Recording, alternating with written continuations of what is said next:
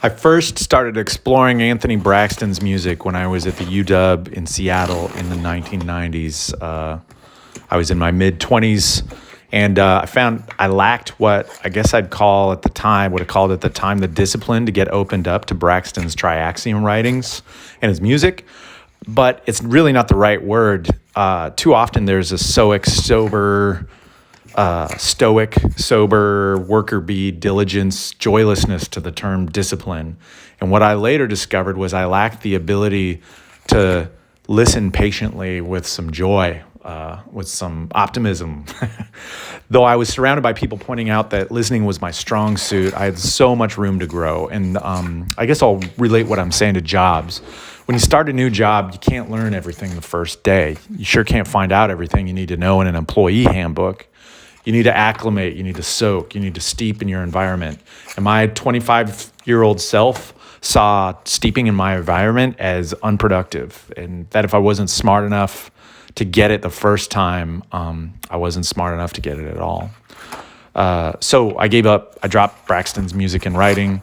And over the past few years, I've gotten reacquainted with his Arista recordings, read a bit online by Nate Woolley in particular, watched a few YouTube videos, the few that exist, and soon found Graham Locke's Forces in Motion, which I've written about on my blog.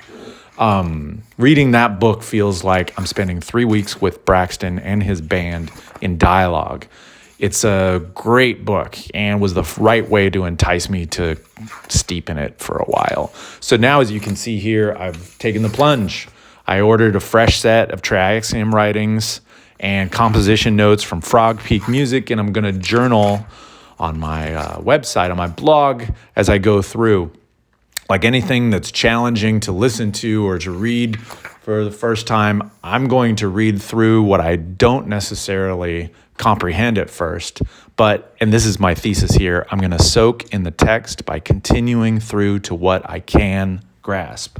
And I'm confident I'm going to be in good shape to understand these diagrams and some of the terms I'm getting hung up on, and that I'll be rewarded with lots of new connections. So if you are like-minded, if you've had trouble finding anything about these writings online outside of the little descriptions that are on Frog Peak or the references to them that you hear everybody make, and you want to talk about them, hit me up in the comments section, click through to my profile, you'll find my way to my site. Let's start an email exchange.